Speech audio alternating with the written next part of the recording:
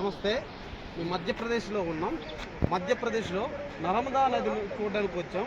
Sir చూపిస్తాను రండి. ఇది నర్మదా నది. టెంపుల్ చాలా ఉన్నాయి. ఈ నర్మదా నది యొక్క ప్రత్యక్ష ఏంటంటే ఇది అన్ని నదులు తూర్పు వైపు ప్రవహిస్తాయి, కానీ ఈ నర్మదా నది మాత్రం పడమర వైపు ప్రవేశిస్తుంది. ఒకసారి రండి. కథలకు వెళ్దామా?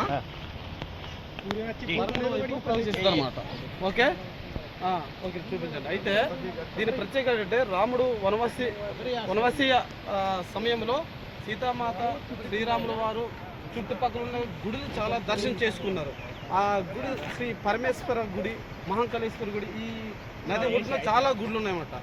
ఆ గుడిలో దర్శనం చేసుకుని పురాణాలు చెప్తున్నాయి. దీని యొక్క ప్రత్యేకత ఏంటంటే గంగా నదిలో స్నానం చేస్తే పుణ్యాలు పోతామని మనకు తెలుసు, కానీ ఈ నదిలో స్నానం చేయనక్కర్లే,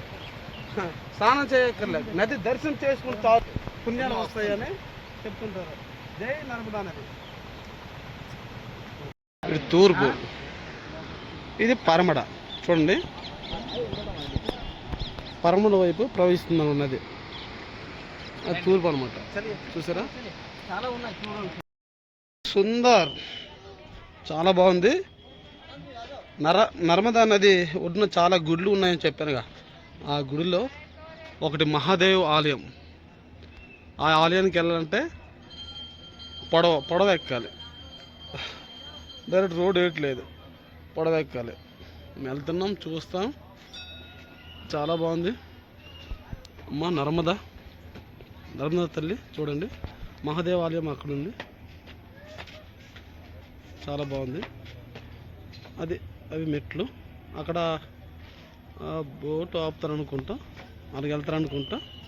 చాలా బాగుంది. మీకు చెప్పాను కదా, గంగా నదిలో స్నానం చేస్తేనే పుణ్యం, కానీ నర్మదా నదిని చూస్తే చాలు పుణ్యం వస్తుందంట. అంత గొప్ప ఈ యొక్క నదిని చూసినందుకు చాలా సంతోషం, చాలా ఆనందం. అంటే ఓకే, మా ఆంధ్ర వాళ్ళు నర్మదా నది దర్శనం చేసుకుని చూడండి. బాబా ఎంత చక్కగా బాగుంది. ఓకే, హర హర మహాదేవ్.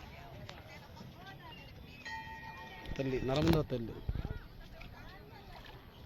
చూసారా, అది తూర్పు. నీరు ప్రవహిస్తుంది పరమడ భాగాన్ని.